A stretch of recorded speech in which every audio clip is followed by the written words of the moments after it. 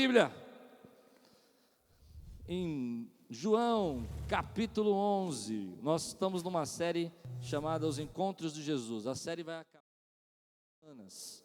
Então hoje eu vou pregar sobre Lázaro. Semana que vem, se assim o Senhor permitir, eu quero falar sobre o vinho novo, o encontro de Jesus no casamento. E o último encontro de Jesus que eu quero falar é o encontro de Jesus com os discípulos depois da ressurreição. Aí terminamos a série, amém? Levanta a tua Bíblia bem alto, diga: essa é minha Bíblia. Eu sou o que ela diz que eu sou. Eu tenho o que ela diz que eu tenho.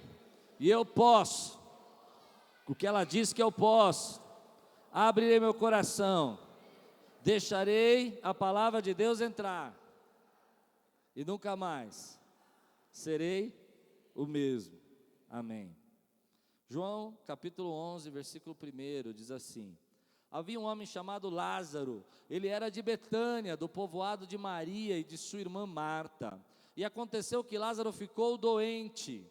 Maria, sua irmã, era a mesma que derramara perfume sobre o Senhor e lhe enxugara os pés com os cabelos. Então as irmãs de Lázaro mandaram dizer a Jesus: Senhor, aquele a quem amas está doente. Ao ouvir isso, Jesus disse: essa doença não acabará em morte, é para a glória de Deus, para que o Filho de Deus seja glorificado por meio dela. Jesus amava Marta, a irmã dele, e a Lázaro. No entanto, quando ouviu falar que Lázaro estava doente, ficou mais 2 dias aonde estava. Depois disse aos seus discípulos: vamos voltar para a Judéia. Estes disseram: Mestre, há poucos os judeus tentaram apedrejar-te, e assim mesmo vais voltar para lá? Jesus respondeu: o dia não tem 12 horas. Quem anda de dia não tropeça, pois vê a luz deste mundo. Quando anda de noite tropeça, pois nele não há luz. Depois de dizer isso, prosseguiu dizendo-lhes: nosso amigo Lázaro adormeceu, mas vou até lá para acordá-lo. Seus discípulos responderam: Senhor, se ele dorme, vai melhorar.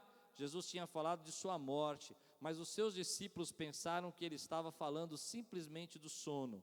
Então lhes disse claramente: Lázaro morreu, e para o bem de vocês, estou contente por não ter estado lá, para que vocês creiam, mas vamos até ele. Então Tomé, chamado Dídimo, o Tomé, gente, lembra do Tomé? Lembra do Tomé ou não? Eu vou parar aqui, não tem nada a ver com a mensagem de hoje, mas eu preciso falar isso, eu preciso me liberar disso. Eu lendo esse texto, ouvindo o que o Tomé vai falar agora, eu lembrei daquela hiena da minha infância, do Hard, lembra dela? Ó vida, ó dor, eu sabia que isso não ia dar certo. Eu acho que a personalidade de algumas pessoas é igualzinha a esse Hard aqui. Olha o que ele vai dizer. Então Tomé, chamado Dídimo, disse aos outros discípulos: vamos também para morrermos com ele. Gente, eu não consigo entender essa frase. Eu quase preguei sobre ela, mas eu desisti, porque eu não consigo entender se ela foi irônica, se ela é uma afirmação de coragem. O que você acha? Se você acha que foi irônica, liga 800, 400, 300. Irmão, é muito estranho ele dizer isso, né? Vamos para lá para morrer com ele também. Não, na minha cabeça, ele foi tipo: ó vida, ó dor, vamos para lá morrer com ele também. Tem gente que é assim, né, pessoal? Tem gente que não consegue descansar, não consegue ter paz, só pensa no pior. Não é assim? Mas não é isso que eu vou pregar não, vamos lá. Senão eu vou sair do foco. Estou cheio de pregações hoje na mente. Ao chegar, Jesus verificou que Lázaro já estava no sepulcro, havia 4 dias. Betânia estava a cerca de 3 quilômetros de Jerusalém, e muitos judeus tinham ido visitar Marta e Maria para confortá-las pela perda do irmão. Quando Marta ouviu que Jesus estava chegando, foi encontrá-lo, mas Maria ficou em casa. Disse Marta a Jesus: Senhor, se estivesse aqui, meu irmão não teria morrido, mas sei que, mesmo agora, Deus te dará tudo o que pedirdes. Ó. Disse-lhe Jesus: o seu irmão vai ressuscitar. Marta respondeu: eu sei que ele vai ressuscitar na ressurreição no último dia. Disse-lhe Jesus: eu sou a ressurreição e a vida. Aquele que crê em mim, ainda que morra. Ah, não, eu não vou pregar se vocês não. Aquele que crê em mim, morra. Está quase bom, gente. Estou começando a ficar animado. Aquele que crê em mim, ainda que morra. Gente, não tem tanto poucas pessoas aqui assim para vocês falarem tão baixinho. Dá uma glória a Deus aí, meu irmão. Aê, glória a Deus. E quem vive e crê em mim não morrerá eternamente. Você crê nisso? Ela lhe respondeu: sim, Senhor, eu tenho crido que tu és o Cristo, o Filho de Deus que devia vir ao mundo. Depois de dizer isso, foi para casa e, chamando à parte Maria, disse-lhe: o mestre está aqui, está chamando você. Ao ouvir isso, Maria levantou-se depressa e foi ao encontro dele. Jesus ainda não tinha entrado no povoado, mas estava no lugar onde Marta o encontrara. Quando notaram que ela se levantou depressa e saiu, os judeus que a estavam confortando em casa seguiram-na, supondo que ela ia ao sepulcro para ali chorar. Chegando ao sepulcro, chegando ao lugar onde Jesus estava, e vendo Maria, prostrou-se aos seus pés e disse: Senhor, se estivesse aqui, meu irmão não teria morrido. Ao ver chorando Maria e os judeus que a acompanhavam, Jesus agitou-se no espírito e perturbou-se. Onde o colocaram? Perguntou ele. Vem ver, Senhor, responderam eles. Jesus chorou. Jesus chorou. Jesus chorou. Então os judeus disseram: vejam como ele o amava. Mas alguns deles disseram: ele que abriu os olhos do cego não poderia ter impedido que este homem morresse? Terminando, Jesus, outra vez profundamente comovido, foi até o sepulcro. Era uma gruta com uma pedra colocada à entrada. Tirem a pedra, disse ele. Disse Marta, irmã do morto: Senhor, ele já cheira mal, pois já faz 4 dias. Disse-lhe Jesus: não falei que se você cresce, veria a glória de Deus? Então tiraram a pedra. Jesus olhou para cima e disse: Pai, eu te agradeço, porque me ouviste. Eu sei que sempre me ouves, mas disse isso por causa do povo que está aqui, para que creiam que tu me enviaste. Depois de dizer isso, Jesus bradou em alta voz: Lázaro, venha para fora. O morto saiu com as mãos e os pés envolvidos em faixas de linho e o rosto envolto num pano. Disse-lhe Jesus: tire as faixas dele e deixem-o ir. Quantos podem dizer glória a Deus, querido? Tremendo. Hoje pela manhã nós tivemos uma homenagem muito bonita e eu fiquei observando o rosto. Algumas pessoas muito felizes, muito alegres, as crianças cantando, mas algumas pessoas com as lágrimas nos olhos, algumas pessoas um pouco tristes, e dava para perceber que algumas delas estavam sofrendo a perda. Nesse momento que a gente comemora o Dia das Mães, algumas pessoas já perderam as suas mães, outras pessoas têm a lembrança, outras pessoas têm o sentimento de que gostariam de ter uns filhos, não conseguiram ter filhos ainda. E no momento que nós estávamos aqui comemorando e falando, eu vi algumas pessoas entristecidas com isso, por não ter tido ainda um nenê. A Soraya deu um testemunho agora no Mailíssimo, né, sobre o momento que Deus restaurou. E quando eu li esse texto, embora hoje foi um dia tão festivo para nós, a palavra que Deus me deu foi: como é que você lida com a dor? Como é que você enxerga esses momentos difíceis da sua vida? Algumas pessoas lidam com a dor, parece que socando a dor dentro do coração. Pegam a dor e vão tentando amassá-la dentro do coração, para que você não fique, que as pessoas não percebam que você está sofrendo, sabe? É como se você fosse entulhar um monte de coisa dentro da tua vida. Outras pessoas têm uma força de superação e elas se levantam e elas conseguem fazer com que aquela dor se transforme em uma energia, uma força para que elas consigam fazer coisas novas. Algumas pessoas não conseguem lidar tão bem com a dor assim. Elas ficam deprimidas. 10 anos depois, 5 anos depois, elas ainda sentem essa perda. Jesus aqui nesse texto lida com a dor. E eu acho que é um dos momentos que ele lida com a dor de relacionamento, com a dor da perda, com a dor do sentimento. É interessante você perceber alguns conflitos que esse texto tem. Deixa eu colocar você dentro do texto. Primeiro, ele sabia que ia ressuscitar. Não sabia? E não faz muito sentido você pensar que ele sabia que ia ressuscitar, porque ele disse desde o começo que aquela dor não era para a morte, não é? Ele chorar. Por que chorar se você vai ressuscitar? Por que chorar se você dentro do seu coração sabe que vai acontecer um milagre naquele momento? Por que chorar se você entende que naquele instante algo que estava entristecendo todas as pessoas vai acabar e aquele momento vai virar uma grande festa? Eu entendo que Jesus lida com a dor, enfrentando essa dor, enfrentando esse momento, de maneira que ele nos ensina nesse texto algo muito profundo, que é se nós quisermos aprender a lidarmos com a dor, nós precisamos ter esperança. E a única maneira certa de você poder enfrentar as dores da sua vida é se você recuperar a esperança. Eu acredito que só existem duas maneiras de você lidar com a dor: ou você lida com a dor com o desespero, ou você lida com a dor com a esperança. E você começa a entender que, apesar de tudo isso que aconteceu na sua vida, apesar de todos os problemas que você vem passando, apesar de todas as dificuldades que você pode estar enfrentando, ainda assim Deus tem uma esperança para você.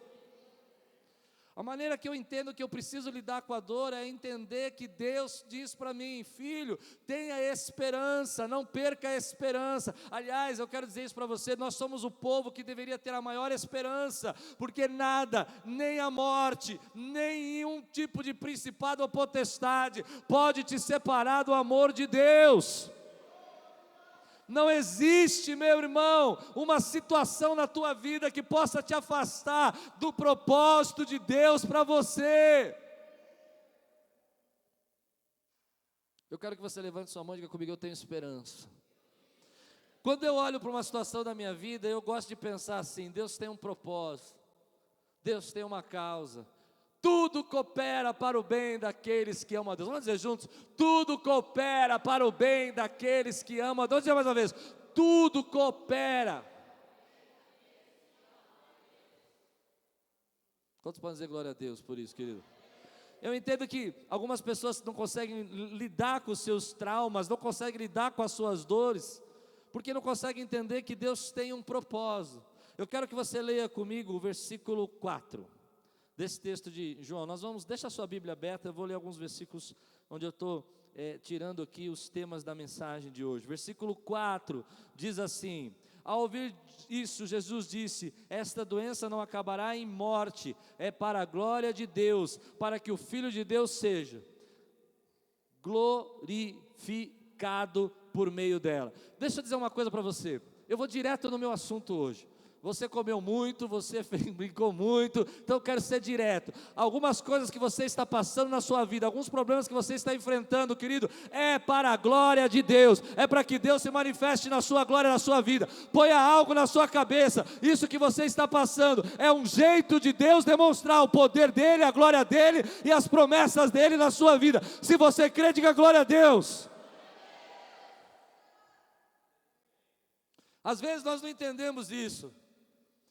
E você precisa entender que alguns problemas que nós passamos na nossa vida, ainda que seja a morte de pessoa que nós amamos, dessa maneira, Deus glorifica o nome dEle pela maneira como você enfrenta a sua dor. Consegue entender isso? Eu me lembro quando eu era pastor novo, assim, pregando, e uma irmã aqui da nossa igreja, a mãe dela teve uma paralisia no rim, e era uma das primeiras visitas que eu ia fazer para uma pessoa que eu sabia que estava para partir. Novo pastor, 24 anos, 22 anos, não sei, 33 anos.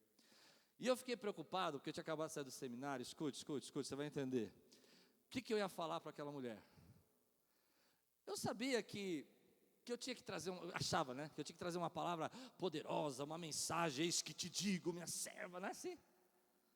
E eu entrei, eu não sabia o que falar, e o Espírito falava assim para mim: fique em paz. E eu entrei. Ela deitada numa cama, inchada, bem inchada, fisionomia meia amarela já do rim, né? De todos esses órgãos aí. E ela olhou e falou: pastor Klaus, você veio me ver. E eu, com toda a minha teologuês, dá para entender teologuês? Toda a minha seminário. Ela disse, que gostoso. Pastor, mas eu vou te pedir uma coisa. Só não ora para eu ser curada. Hã? Porque, pastor, eu estou tão desejosa de ir para a glória de Deus. E esses pastores ficam orando para eu ficar viva. Você acredita nisso? Eu olhava para a Lupe olhava para mim, e ela começou a me dar uma sabatina de fé. Sabe por quê? Porque Jesus é a ressurreição e a vida. Porque Jesus, querido, é a nossa esperança. Eu não estou dizendo que nós temos que desejar morrer, não é isso. O que eu estou dizendo é que ela tinha uma esperança tão profunda na fé dela, que quando todas as pessoas choravam, entristeciam, ela dizia, eu sei que o meu Redentor vive, e Ele disse que Ele é a ressurreição e a vida. Ele disse, eu sou a ressurreição e a vida. Aí eu quero terminar a minha história. Aquela mulher me ensinou uma coisa que teologia não me ensinou. Deu para entender? Que aulas no seminário não me ensinaram. Ela me ensinou, querido, uma fé poderosa na ressurreição. Quantos conseguem entender isso que eu estou dizendo, querido? Eu saí dali pensando que eu tinha que ministrar, e fui ministrado, como se alguém dissesse, tua fé é muito pequena, você está crendo muito pouco. Deus está dizendo na sua palavra, querido, que nem a morte pode te afligir, porque você, querido, é eterno, separado para a glória dEle. Quantos podem dizer glória a Deus por isso, querido? Então, em alguns momentos da minha vida, eu aprendi essa grande lição. As situações que eu vou passar na minha vida, e é esses maiores problemas que eu passei na minha vida, que glorificam o nome de Deus. Eu quero que você diga comigo assim, os meus maiores problemas, mas diga com fé, não, vou fazer melhor, fica de pé, meu irmão, eu estou aqui desejoso de ver o Espírito Santo derramar aqui nesse lugar, e se você está desejoso, você não veio aqui perder teu tempo, você veio aqui receber algo de Deus nessa noite, amém, meu irmão? Levanta a tua mão e diga assim, as minhas maiores dificuldades, os meus maiores problemas, os problemas que eu estou enfrentando, vão ser a manifestação da glória de Deus. Aleluia! Aquela perseguição no teu trabalho é para a glória de Deus, você vai ver o que Deus vai fazer. Aquela porta que se fechou, o desemprego, é para a glória de Deus, é para que o nome dEle seja glorificado, com as portas novas que Ele vai abrir na sua vida. Ah, meu irmão, se tem algo que me fortalece, é quando eu paro e penso assim, eu estou passando por essa luta, mas de uma forma ou outra eu vou ver um milagre na minha vida.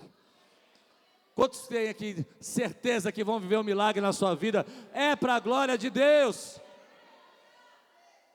Os melhores milagres financeiros que eu vivi na minha vida foi no momento que eu estava na prova. Não, você não precisa entender, pode sentar, irmão. Você pensa um pouquinho comigo, ó. Você quer viver um milagre financeiro? Não fala que quer, porque para viver um milagre financeiro, quando você entende o que eu estou dizendo, tem que estar na prova. Mas aquela situação de problema da tua vida é para a glória de Deus. Um pastor que veio pregar aqui outro dia, ele disse, quando ele falou isso, eu fiquei assustado. Ele falou que ele chegou uma época na igreja dele, dever 100 mil reais. Eu, graças a Deus, nunca tive esse problema, mas eu fiquei assustado. E aí ele disse uma palavra, que aquela dívida era para a glória de Deus. Eu falei, oh. E aí, vocês estão entendendo o que eu estou pregando, meu irmão? Oh.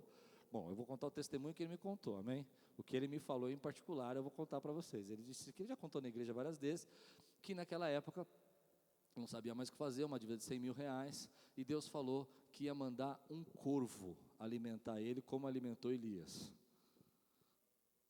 Irmão, algumas provas que você está passando é para a glória de Deus. Ele subiu no púlpito com uma dívida de 100 mil reais, não sabia o que vai fazer, e falou assim, Deus falou comigo que vai me mandar um corvo me alimentar hoje, eu não sei quem é o corvo aqui, mas eu estou esperando a minha bênção, eu estou devendo. E o irmão levanta chorando, não sei de onde veio o dinheiro, não quero saber quem é o corvo, não estou nem preocupado com isso, com 200 mil reais na mão, e fala, pastor, eu sou o corvo, Ele falou, então me dá só 100, porque minha dívida é de 100, fica com os outros 100.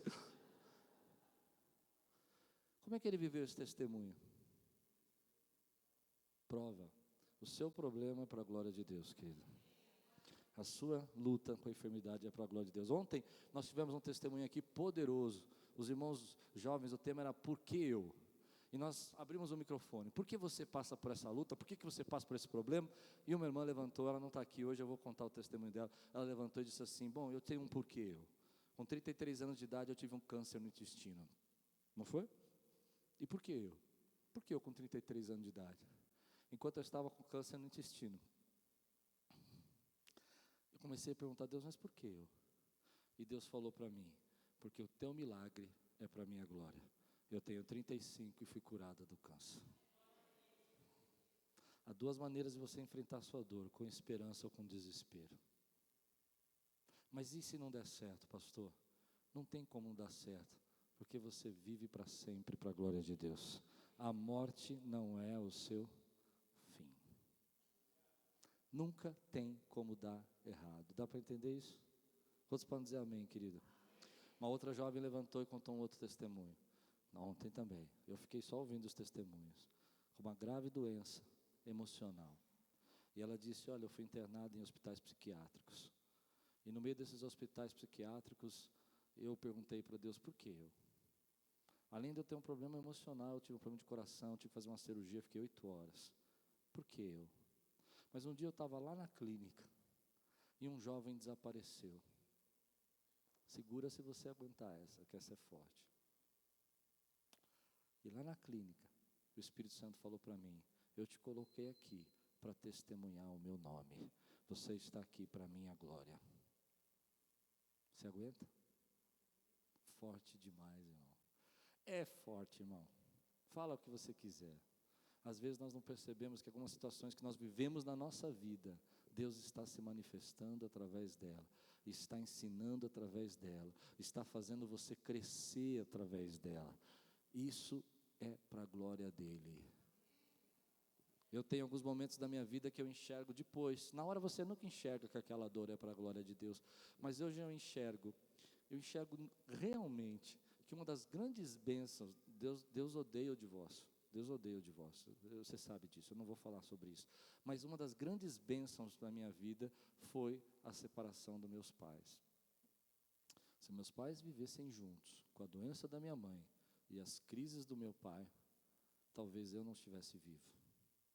Você entende isso que eu quero dizer? Quando pequeno eu falo, por que eu? Por que eu? Por que a minha família? Não bastava só minha mãe ter problema emocional, ainda tem que ser separados? Por que eu? Hoje eu olho para trás e eu consigo enxergar que toda a minha emoção, toda a minha forma de pregar, você entende isso? Todo jeito que eu quero tocar o teu coração, nasceu de uma desgraça lá atrás. Deus transforma toda desgraça em bênção. Essa é uma crença que eu tenho na minha vida, querido. Uma das crenças que mais me fortalece. Os meus problemas vão se tornar testemunhos para a glória de Deus. Primeira crença, diga comigo, os meus problemas vão se transformar testemunhos da glória de Deus. Segunda crença que me fortalece, você quer receber essa crença?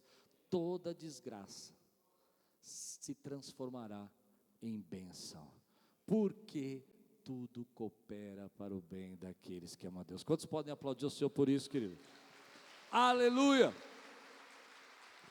Seus problemas são para a glória dele. Espera, meu irmão. Hoje você não consegue enxergar, hoje você não consegue ver. Quando você está na turbulência, você não consegue perceber que você vai viver um milagre. Você só vai perceber quando tudo passa.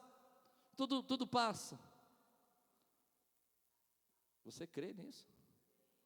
Eu preciso perguntar isso para você. Você recebe essa palavra na sua vida? Na hora você não está vendo, querido. Mas se você confiar, e aí vem uma parte daqui, Deus tocou meu coração. Nós cremos no amor incondicional de Deus? Você crê que Deus te ama incondicionalmente? Então tenha uma fé incondicional nele. Lembra? Tenha uma fé incondicional. A nossa fé tem muitas condições. Eu vou crer se Deus fizer, eu vou crer se Deus operar, eu vou crer se Deus abrir essa porta, eu vou crer se Deus fizer esse milagre, eu vou crer se Deus fizer, se Ele fizer desse jeito. Ei, você quer o amor incondicional dEle? Então tenha uma fé incondicional. Não coloque condições. Diga, eu sei que se Deus fizer, Ele é Deus. Se não fizer, Ele é Deus. Muitas pessoas têm fé com condições. Eu vou servir a Deus se Ele fizer desse jeito. Eu vou servir a Deus se Ele operar esse milagre. Eu vou servir a Deus se Ele salvar. Mas sabe qual é a fé que mais me toca? A fé que mais mexe comigo é quando um pai perde o seu filho e ele diz, eu ainda creio, eu ainda creio, eu ainda creio. Porque é uma fé que não tem condição. Não está condicionada a nenhuma recompensa. Não está condicionada a nenhum milagre. Ele crê. E aí eu lembro do livro de Jó, querido, no livro de Jó, no final do livro de Jó, todas as bênçãos são restituídas em dobro. Jó tem o dobro de camelos, Jó tem o dobro de ovelhas, Jó tem o dobro de bênçãos materiais, mas ele não tem o dobro de filhos. Lá no livro de Jó ele recebe só mais 10 filhos, ele não recebe mais 20 filhos, porque os outros 10 estavam vivos com Deus. Ele é a ressurreição e a vida, meu irmão. Você entende isso? Tenha uma fé que não tem condição. Então Jesus diz uma coisa aqui que me incomoda e eu quero ministrar. Versículo 11. Versículo 11.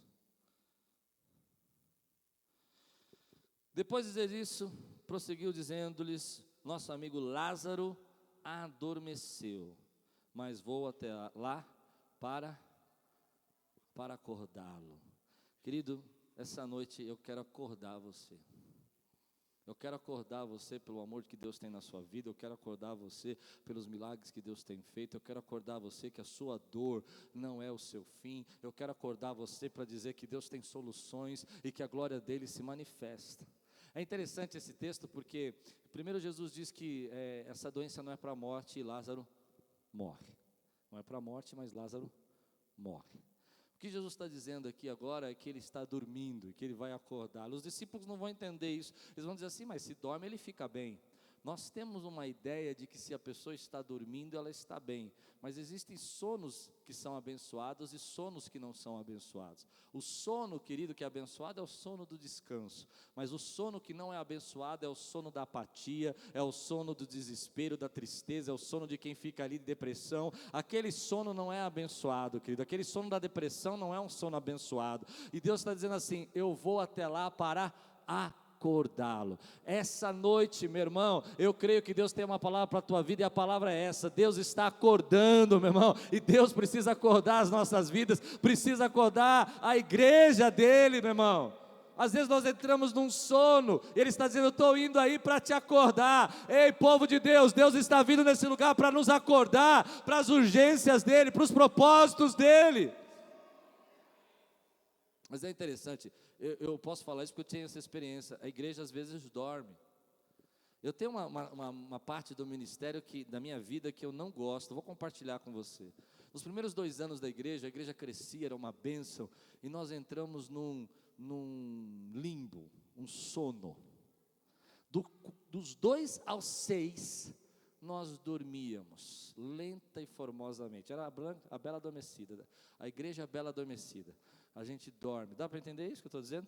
As pessoas começam a entrar num sono profundo e começam a perder os propósitos que Deus chamou a vida dela, e começam a perder o chamado que Deus tem na vida dela. A vida começa a ser tão confortável, as coisas começam a acontecer tão bem, que você começa a dizer, está muito bom aqui, começa a entrar num sono, e aí vem Deus dizendo, eu vou até lá acordá-los, eu vou lá acordá-los, eu vou lá acordá-los, eu vou lá acordá-los, eu vou chacoalhar a vida deles lá, eu vou mostrar para eles que eu tenho muito mais. Quantos desejam ser acordados por Deus, querido? Você já teve essa sensação na sua vida? Você está dirigindo de manhã e você achar que você está dormindo? Eu sou assim, mas eu tenho uns negócios comigo que acho que só eu faço. Você faz o que faz, porque eu estou achando que eu preciso olhar. Eu estou vindo de manhã levar as crianças para a escola, eu falo, será que eu estou acordado? Estou dormindo. Porque está todo mundo dormindo no carro, né? E só eu acordado, as crianças estão roncando e eu lá. Aí não, estou acordado. Né? Tem momentos que parece que nossa vida fica sonolenta. Você não sabe se está acordada, se está dormindo. Você está passando por tanto problema, por tanta dificuldade, por tanta luta, que você coloca sua vida num stand-by. Já fez isso? Você fala, não, eu não quero me preocupar mais. É nessa hora que Jesus fala, vamos lá acordá-lo. Vamos lá tirar esse pranto daquele lugar. Vamos tirar essa dor. Igreja, Jesus precisa nos acordar. E a maneira da gente acordar é chorar por aquilo que Jesus chora. A gente chora às vezes por coisas que Jesus não está chorando. Mas se a gente quiser acordar, a gente precisa chorar por aquilo que Jesus está chorando. Porque a nossa vida passa muito rápido. E nós precisamos acordar para o propósito, para o destino e para o plano que Deus tem para a nossa vida. Você tem um propósito, querido. E às vezes você está deixando as coisas passarem, os problemas passarem, as oportunidades passarem. Nós como igreja não podemos deixar, querido, que a igreja durma nos propósitos que Deus tem para essa igreja. A igreja dorme.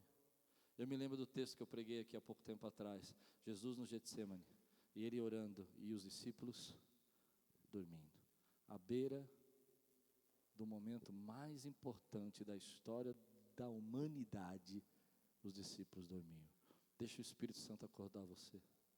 Diga comigo, Senhor, vem e me acorda. Me acorda para os teus sonhos, para os teus planos, para a tua vontade. Me acorda. Às vezes nós entramos nessas escolhas, querido, que nos levam nessa sonolência.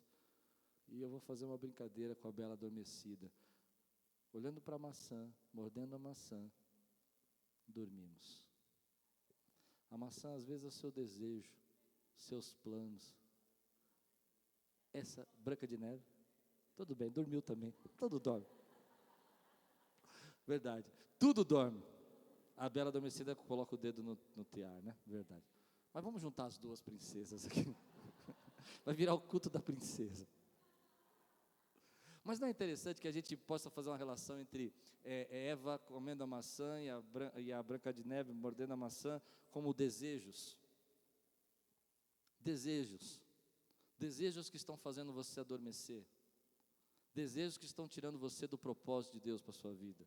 Acorde, querido, Deus tem muito mais para você, Deus tem muito mais para a tua vida. Tua vida, meu irmão, tem um propósito muito maior.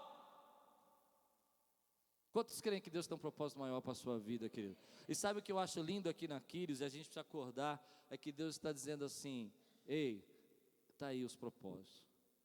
Não falta espaço, não falta sonho, não falta lugares onde Jesus chora, para que a gente se apresente. Se você quiser chorar, querido, com os irmãos que estão lá, ajudando na casa de coração, que o Marquinhos ajuda, você pode chorar lá. Se você quiser chorar com o orfanato, que as irmãs que ajudam aqui, Valéria, você pode chorar. Se você quiser chorar com a África, você pode chorar. Se você quiser chorar, querido, com os cursos profissionalizantes, você pode chorar. Acorda! Acorda, querido. A igreja precisa acordar. Depois, versículo 21 e 32. Note essa questão aqui. Talvez você nunca tenha observado. 21 e 32. Primeiro leio o 21, depois o 32.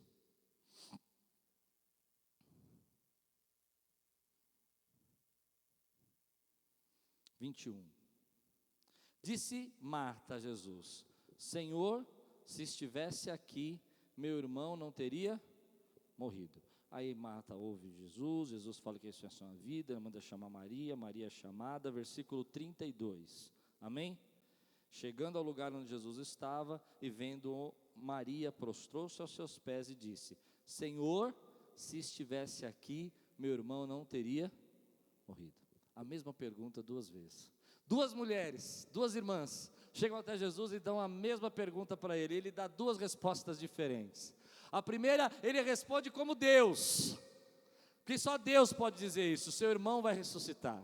Ele responde como Deus, ele diz: Senhor, chegaste atrasado. Ele diz: ei, eu nunca chego atrasado, porque eu sou a ressurreição e a vida. Eu sou a ressurreição e a vida, não há atrasos para mim. Mas na segunda vez, querido, Maria chega até ele e diz assim: chegaste atrasado. E ele engraçado que a nossa tradução não explica isso, mas a tradução real é que ele fica com raiva, não de Maria, nem da situação no sentido dela estar perguntando de novo. A raiva dele é pela nossa limitação, é pela nossa pequenez, pela morte, ele fica com raiva da morte, ele diz: eu preciso acabar com essa morte, eu vou acabar com essa morte. Note que como Deus, ele diz assim, não diz eu vou ressuscitá-lo, eu posso ressuscitá-lo, ele diz: eu sou a ressurreição e a vida. Querido, no tempo de ceticismo que nós estamos vivendo, nós estamos perdendo uma das bases mais fortes da nossa fé: a ressurreição. Muitos cristãos não sabem se creem nisso. Mas deixa eu dizer uma coisa para você: se tem uma coisa que alicerça a nossa vida, que dá a razão da gente se entregar, que dá força para a gente cumprir o nosso propósito, que faz a gente acordar, é saber que Ele é a ressurreição e a vida. Ele não disse que vai ressuscitar, Ele disse: eu sou a ressurreição e a vida. Nesse tempo, querido, as pessoas ficam preocupadas, a gente chora as nossas perdas. Eu acho bonito essas duas perguntas iguais e duas reações iguais. A primeira é de Deus: eu sou a ressurreição e a vida. E a segunda do Deus homem, o Deus que sente, Ele chora.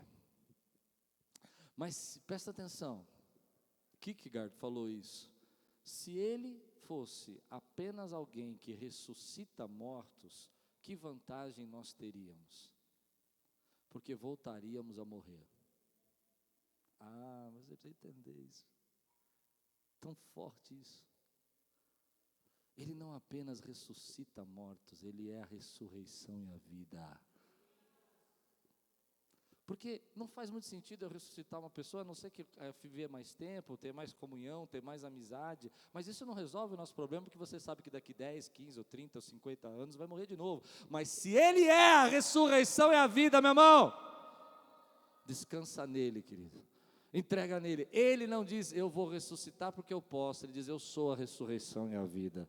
Então ele tem aqui um brado de angústia no coração, e esse ceticismo, e por isso eu estou pregando essa série de encontros de Jesus, precisa acabar na tua vida, meu irmão. Se ancora, se apoia naquilo que é verdade. Você, querido, pode crer que Ele é a ressurreição e a vida da tua vida. Há esperança para nós, meu irmão, alegria no nosso coração. Essa semana eu recebi um vídeo, e tudo eu acredito que é a propósito de Deus, da última pregação do Martin Luther King. Última pregação, última dele. E ele tem 1 minuto e meio o vídeo. Eu ia passar aqui, mas não deu, estava sem internet a hora que eu cheguei. 1 minuto e meio. E ele diz o seguinte: eu estou vendo a nossa nação mudar. Eu estou vendo que nós conseguimos uma grande vitória. A vitória que eles conseguiram é que o presidente dos Estados Unidos apoiou agora que eles poderiam votar. Os negros poderiam votar, então eles poderiam agora escolher os seus líderes. Olha que interessante. Ele diz: isso é algo que nós nunca vimos antes. Mas eu não estou preocupado. Eu sei que talvez eu não viva por muito tempo, talvez a minha vida seja arrancada de mim, mas eu creio que Ele é a ressurreição e a vida. A minha vida é mais importante, querido, porque ela é eterna, ela pertence a Ele. E Ele vai discorrendo, querido, e Ele mostra para mim, Ele mostra para você, que Ele podia morrer, porque Ele cria na ressurreição e a vida. É muito poderoso. E muitas vezes nós estamos sendo arrancados de nós essa esperança. É muito forte você saber, querido, que você foi convidado por Deus, fazer parte da nação dele, da sacerdócio real. No dia seguinte, Martin Luther King morre. E aí você fala: puxa, Deus deixou ele na mão. Não deixou. Ele é a ressurreição e a vida. Puxa, ele foi muito forte na causa. Ele não foi muito forte. Depois de 50 anos, um primeiro presidente negro dos Estados Unidos é eleito. Você entende isso? Ele viveu a causa e podia ter esperança, porque a nossa vida é eterna. E aqueles que têm uma vida eterna aqui, digam glória a Deus, querido, por isso. Ei, quebra esse ceticismo que nós vivemos. O ceticismo que nós vivemos, querido, é tão angustiante, porque nós começamos a achar que tudo depende daqui, e não é. Olha o que Paulo disse lá em 1 Tessalonicenses, capítulo 4, eu vou ler para vocês, rapidamente, versículo 13. Paulo disse assim: irmãos, deixa Paulo pregar hoje, amém? Ele pode pregar aqui? Quantos creem que Paulo pode pregar aqui hoje? Ele diz: irmãos, não queremos que vocês sejam ignorantes quanto aos que dormem. Quem dormia? Lázaro. Quanto aos que dormem, para que não se entristeçam como os outros que não têm esperança. Meu querido, não tem esperança. Quantas pessoas não têm esperança? E ele diz: se cremos que Jesus morreu e ressurgiu, cremos também que Deus trará mediante a Jesus e com ele aqueles que nele dormiram. Irmão, deixa o Espírito Santo falar com você. Ele disse: eu sou a ressurreição e a vida. Quando você crê que Ele é a ressurreição e a vida, você entrega a sua vida, querido, você entrega a sua causa, você não tem medo de lutar, você não tem medo de enfrentar as suas dificuldades, você não tem medo, querido, de perder as forças, porque você sabe que nada pode impedir, nada, nem altura, nem profundidade, nem qualquer outra criatura, nem a vida, nem a morte pode separar do amor de Deus. Ele é a ressurreição e a vida. Perdemos isso. Perdemos isso. Perdemos essa fé que nos ancora. Precisamos acordar. Acorda, deixa Jesus vir te acordar. Deixa Ele vir te acordar. Deixa Ele mostrar para você, querido, que essa luta que você está passando não é nada. Que essa falta de dinheiro que você tem hoje não é nada. Sabe por quê? Porque Ele vai suprir as suas necessidades segundo as riquezas em glória. E você vai ver que é para a glória dEle, que vai se tornar um testemunho na tua vida. Hoje eu subo aqui e conto dos meus testemunhos, das minhas provas do passado. Claro que eu não quero ficar vivendo a mesma prova pro resto da vida, mas eu posso dizer para você, Ele é fiel. Não porque alguém me disse, mas porque os meus olhos o veem. Dá para entender?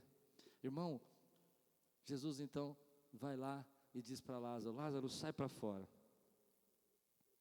Mas antes dele ir para Lázaro e dizer sai para fora, ele olha e fala para Maria: tira a pedra.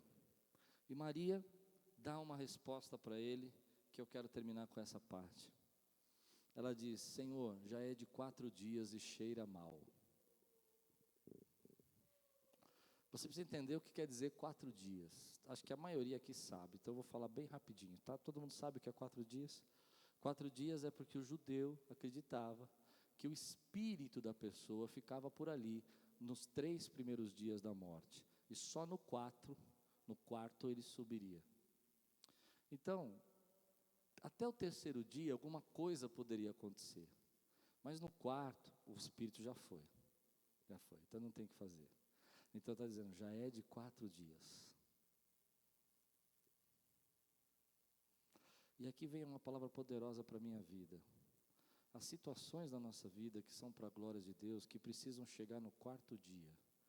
Se chegar no primeiro, você acha que foi você que fez. Se chegar no 2º dia, você acha que você resolveu e que alguma coisa aconteceu que não era tão grave assim. Se chegar no 3º dia, você dizer, olha, tudo bem, Deus me deu uma força. Mas se vier no 4º, você não tem outra resposta a não ser dizer, foi Ele que fez na minha vida. Às vezes vem no 1º dia e nós dizemos, não, isso aí eu resolvo. Vem no 2º dia, não era tão grave. Vem no 3º dia, se diz, isso aí foi, Deus me deu uma força. No 4º você levanta a mão e fala, Senhor, realmente, só Tu és Deus. Eu não sei se você está passando uma situação de 4º dia na tua vida, querido. Mas eu quero dizer para você que é nessa hora que Jesus vem. E é nessa hora que Ele manifesta o milagre dEle na sua vida. Ele vem quando você não tem nenhuma outra esperança, não tem nenhuma outra saída. Ele fala, agora eu vou chegar, eu vou acordar você, e vou tirar você desse sono, e vou tirar você dessa dor, e vou mostrar que a tua dor é para a glória de Deus. Mas ela diz uma coisa que eu quero levar essa pregação, terminando. Já cheira mal. Quando eu leio esse texto, eu não consigo imaginar uma situação mais forte do que as nossas curas de alma. Dores que nós carregamos, feridas que nós temos dentro da gente e que cheiram mal. Cheiram mal e você não quer que ninguém veja. Cheiram mal e você não quer que ninguém saiba. Você chora sozinho. Você não conversa com ninguém sobre isso. Você pôs uma pedra lá e falou, olha, deixa isso aí. É uma situação de 4 dias, é uma situação que não tem solução. Eu sofri, eu padeci. E às vezes vem o Espírito Santo e diz assim: e agora eu vou começar um milagre na sua vida. Mas você colocou uma pedra dentro do seu coração e você não deixa o Espírito Santo trabalhar dentro da sua vida. E quando Deus fala assim: ei, tira a pedra para eu poder ministrar dentro da sua alma, tira a pedra para eu curar o seu interior, tira a pedra para eu mostrar para você que não precisa ser desse jeito, tira a pedra porque eu quero levantar você de novo, tira a pedra que eu quero tocar o teu coração em áreas que você não deixa ninguém tocar. Você fala: Deus, deixa isso aqui porque está cheirando mal. Essa é uma área que eu não quero mais falar. Essa é uma área que não tem mais jeito. Essa é uma área que não tem solução. Cheirar mal é aquele sentimento que você guarda de angústia, de tristeza, de vergonha do passado.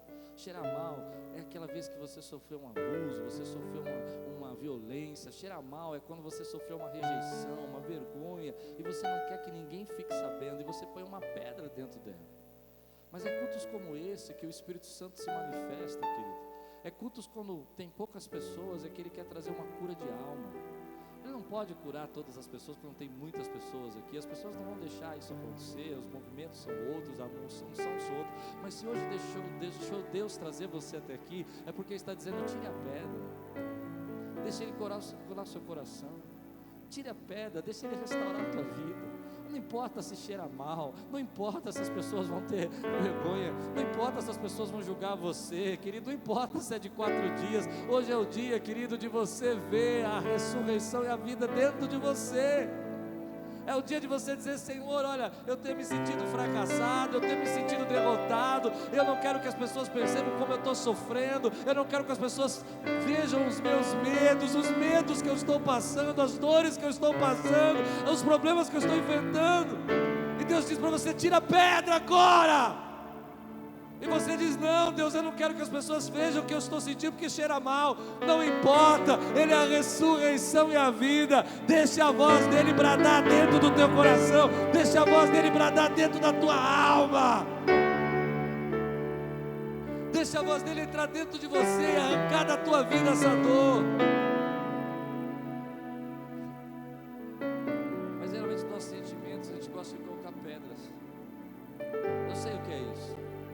Você entende o que eu estou pregando ou não?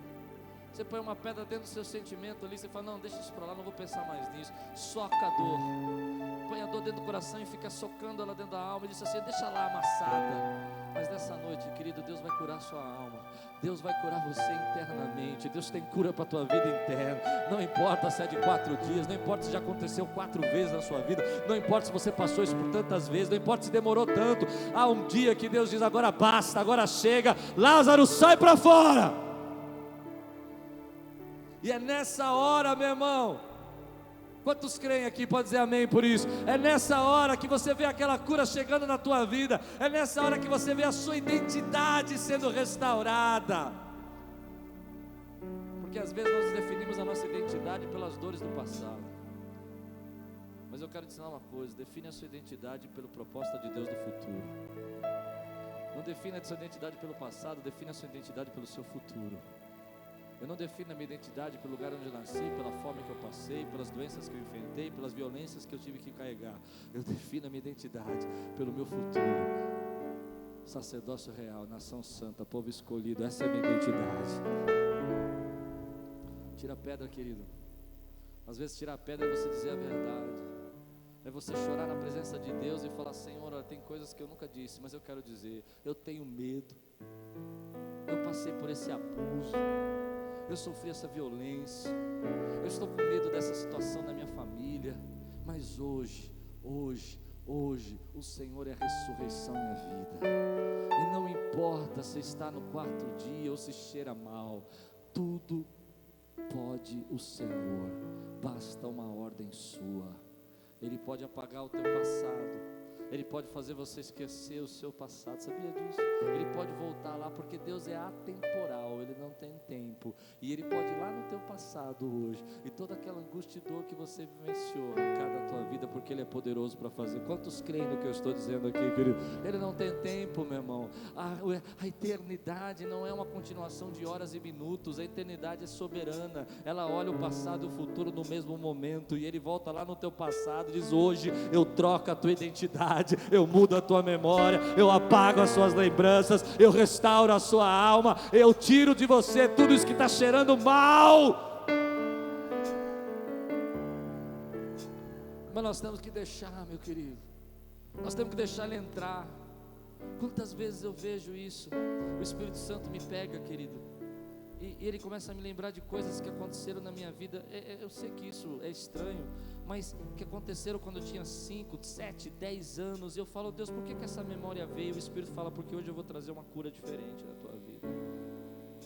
Sabe essa memória que você vive, querido, repetindo na sua mente do seu passado? Ei, preste atenção, o Espírito Santo está falando, deixa Ele te acordar, deixa Ele te acordar. Memórias que você fica repetindo na sua mente, lembranças que você fica passando, que aí você pôs uma pedra, mas elas pulam, sabe, elas saem para fora. É hoje que o Espírito Santo está dizendo: eu vou entrar nessa memória, eu vou tirar essa lembrança, eu vou arrancar essa dor, eu vou tirar essa tristeza, eu vou pôr o poder da ressurreição. Ah, mas cheira mal, não importa, querido. As pessoas vão pensar o que de mim, não importa. As pessoas vão se incomodar com a minha dor, não importa. Ele é a ressurreição e a vida, Ele é a cura. Então Ele diz: Lázaro, vem para fora.